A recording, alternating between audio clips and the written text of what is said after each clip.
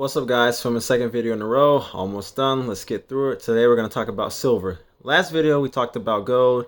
Now we're going to talk about pros and cons of investing in silver. So when you buy silver, you're wondering, okay, what are the pros, what are the cons? And pros to silver, the notes here. Coins, when you buy silver coins, they represent true physical ownership of the precious metal. Think about gold. You have a gold ingot or you have any type of physical gold item, that is the physical ownership of the precious metal. You have the value of it right there. Now you just got to weigh it. ETFs, as we know, for gold, there's also silver ETFs. They're much easier to buy and sell, and it's the most liquid option because you can easily sell, convert to cash right there. Futures, it's a greater opportunity to be used for leverage and greater returns in terms of silver. And mining companies, you can use them to diversify as a company equity may move differently than silver. So is silver a good investment? So historically, for the answer, it can be different, but when we look at greater returns with greater exposure, silver may not be the best option. Now, that's not financial advice, but I'm just telling you historically, when we look at it, it could seem like, okay, it may not be the best option. It's all about how you do your research, and you depend upon what precious metal you want to take forth in your investment. If you would want a safer, remember things fluctuate, so we're not saying it's perfect, we're not saying it's stable, we're not saying it's the best. Just like gold, it can be volatile. If you want a safer investment with real world applications, it can make sense to use silver. A con of being in silver is that, okay, if you have a coin, somebody can steal it. You have storage costs. Think about how we talked with gold. That can add to your cost on your investment of you first investing in it. And it's illiquid. You can't easily have the physical coins and be like, okay, sell it off. You would literally have coins in your possession. ETFs, they're exposed to counterparty risk and may incur losses if the funds close. So what we're saying about counterparty risk, it's like when you own the ETF or one or more investors own an exchange traded note for it.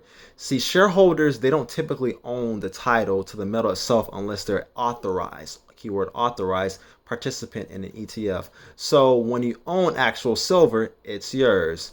But if the world decides to go crazy, you have to store the value directly in your own hands. Therefore, the number one reason why most investors choose precious metal is in the first place, their insurance behind things. Think about how we talked about with gold. If the dollar decided to go down, what are you going to invest in? You're going to go to gold. You have to back yourself up. It's insurance against if something declines. So let's think about the bankruptcy at MF Global in late 2011, counterparty risk. So investors who held warehouse receipts for silver bars within the firm's accounts had their assets frozen and pulled together. Therefore, the liquidating trustee in the court approved bankruptcy that paid investors about 72 cents on the dollar for their holdings. In other words, investors lost 28% of their bullion. So, with some silver participants claim manipulation in the markets, they decided that owning physical bullion could pay off in the real end. So ETF fees also have a eroding effect on the underlying prices, which we have to worry about with any type of investment, especially with gold and silver, but we're talking about silver right now. With silver futures, you may incur larger losses. It's often harder to buy or sell. So now, and I'm not talking bad about silver, I'm just letting you know what will happen in the market. You take risk by investing, but there are two disadvantages primarily when you're investing in contracts, for silver investing. Number one, a futures contract does not explicitly result in silver ownership. Whereas you invest in an ETF, you have ownership and a claim to it. A future contract may never be in the price, which means you may never be able to exercise the right to pay at a favorable price. Another downside is that they're complicated in nature. ETFs, in an instant. Future contracts are not for beginners and may be complex for first-time investors, and you could have paying fees that are paid for a chance to never actually own silver. But when you have futures contracts, you can have leverage, so you may put up a small amount of capital when entering those contracts for a potential to have exponentially larger returns should the prices move favorably. Keyword, move favorably. And you may have it lead up to owning silver, but only at a price which the investor wants. So you have the pros and cons to doing the future contracts. And then also for the mining company, a con of that is that it's not true ownership of the silver because you don't have it in your hands. You don't have the title of it. And it possesses unique and other forms of business risk. So you're asking, okay, Is it better to buy silver coins or bars? When you think about gold, buying coins, bars, or bullion typically results in the same risk.